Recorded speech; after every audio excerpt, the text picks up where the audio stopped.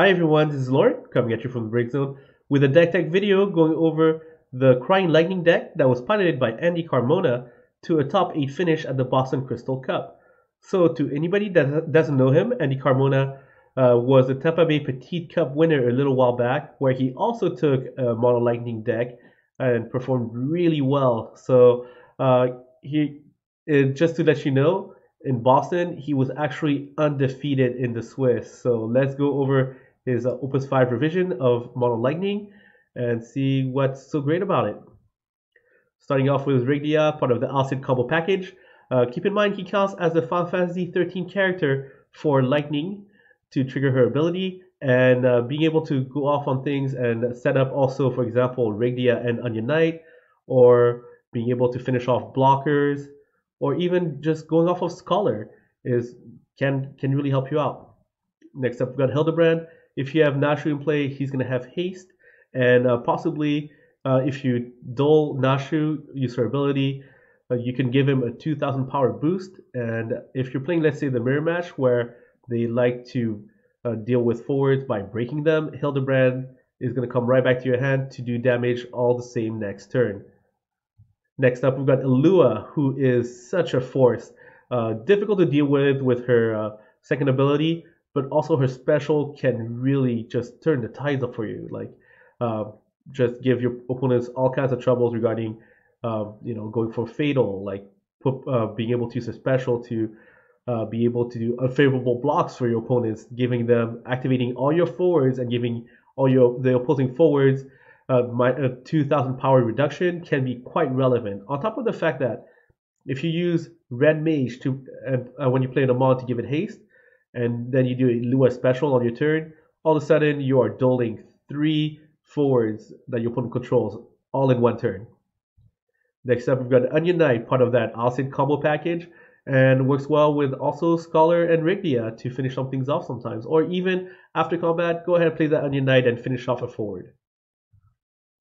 Next up, we've got Alcid, part of that Alcid combo package with Rigdia and Onion Knight.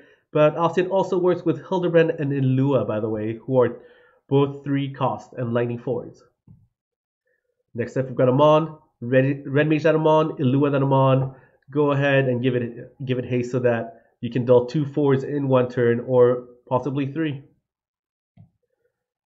Next up, we've got Gilgamesh, really great against any kind of bounce effects, but also counts as a 13 character for your lightning, and being able to boost his power to deal with larger forwards can really help you out sometimes. So just about any card that you have in your hand is going to be lightning since you're playing mono lightning. So the only card that's not is actually the Emperor, which I will discuss next. Or being able to just dull 2 backups and give him that boost can really help you out. Next up, we've got the Emperor. So if you're facing the mirror match and they've already played their Alcid and they've got an Elua in play, go ahead and play that Emperor. See how they like losing all those activated ability, like their action abilities or specials, such as the Elua special, which is such a key to most combat tricks. I would just kind of cry if I had my Elua out and I see an Emperor and I wasn't able to Alcid the Emperor. That would just not be fun. Next up, we've got Lightning. So we've been going over those Final Fantasy 13 characters. Let's go over them again. We've got Rigdia, Gilgamesh, Maki as a backup, and we've got Twilight Odin also counting as a 13 character. So go ahead, play her out if you really need to. Also her last ability, but being able to come into play, choose 1 forward to dull, attack at the same turn she has haste, dull another forward can really let you go in for quite a bit of damage. Next up, we've got Idea, EX Burst. Since way back since she came out, like Mono Lightning and Idea and EX Burst has been a thing. So play out your backups. If you get hit, if it's the Idea off the top, she can usually take care of some of that early aggro. Or sometimes just play her out, or even play her special. Next up, we've got Ramza with all the little combos and the Alcid package. It's not that hard to get him to 10,000 power, especially with the backup Lulu. And I hear that I'm pretty sure everybody agrees that a 10k haste that breaks a 3-drop forward whenever he attacks uh, can really give you some very powerful play. Oh, and the fact that his cost would actually be reduced. So let's say you have three lightning forwards in play, or three forwards in play. You have backup Lulu, and all of a sudden you're paying 3 for a 10k haste that can break a 3-drop forward that your opponent has controls when he attacks. Yeah, that's good. Next up, we've got Exodus, one of the best ways that you have to deal with the Ilua outside of combat, or sometimes when you're kind of losing out on the board, and your opponent usually, like most decks, play mostly 3 or 4 drops. So if you're falling behind, Exodus can help you catch up. But one interaction that you have to keep in mind. So if you have Hildebrand in play and you play Exodus, uh, if Hildebrand gets broken by your Exodus, he will not be returning to your hand. So keep that in mind if you play it. The next time we've got Odin, same as Aeneas, been around in Mono Lightning for quite a while, and sometimes they might have one forward that you really need to just break to get through. Go ahead and play out that Odin. So here's Raiden on the same token as Odin, same kind of thing, but this time comes with a remove from the game effects, so it can be relevant against, let's say, Opus 1 Vanille, Opus 2 Vincent, or an opposing Hildebrand, being able to remove or Gilgamesh, Golbez, if that's still a thing. So uh, being able to remove it from the game can just help you win out the game. Or sometimes you just need to, get through 2 more forwards and I'll break one, I'll remove the other, and I'll go for the win. Next up, we got Cannoneer. So 2-drop backup with a great ability and being able to break himself to make room in your backup line can be quite relevant. And 3,000 power reduction is pretty good. McKee, able to help you with that lightning special lightning effect trigger. 2-drop backup, being able to give you lightning forwards first strike and mono lightnings, not bad.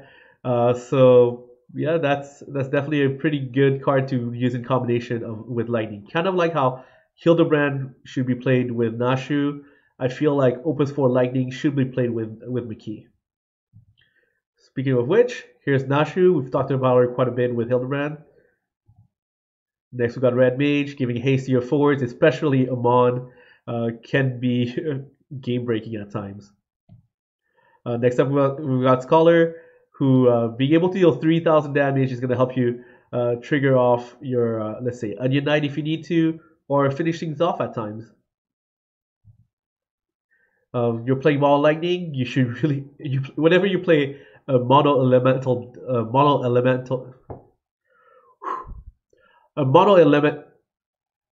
element deck, you should really consider having 3 copies of the plus 1,000 power boost.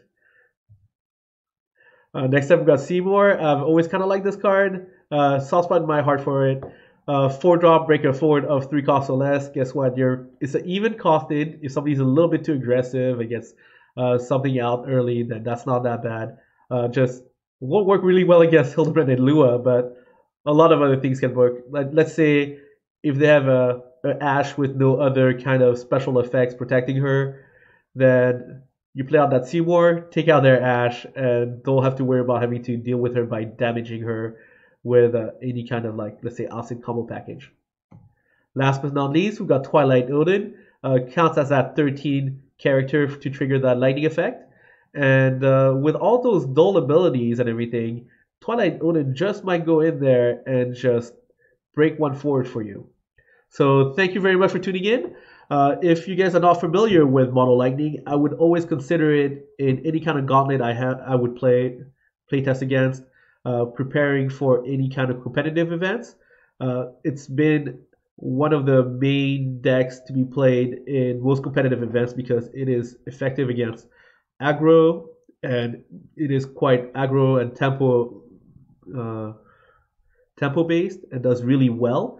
You don't have to, in comparison to some of the other decks, you might not, if you make a couple of play mistakes, this deck can kind of help you out and catch up. It's not as critical to play too many one-ofs, or you won't miss them quite as much as in some other decks that I've played in the past. And you know what? It's actually just a good deck. Mono Lightning has been a good deck for quite a while. And as I said, if you plan on going to competitive events, you should always have this deck in your gauntlet. So thanks for tuning in.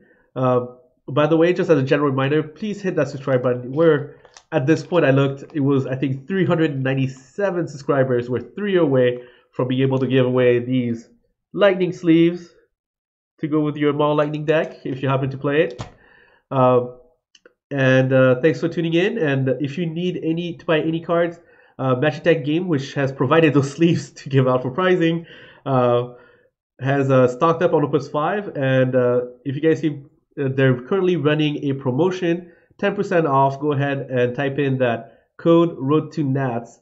And that promotion is going to be running at least, I think, until the end of the month. So, yeah, go ahead, check out that site. I think they have fair prices for singles. So, and last time they stocked up on Wall and Ramza, those went out in like 30 minutes. So, yeah, you definitely want to stay tuned for whenever they restock, which I believe they will be doing soon. So, catch you again next time. Thanks for tuning in. And yeah, let's have some fun. And you should go ahead and try out that deck. It's awesome, man.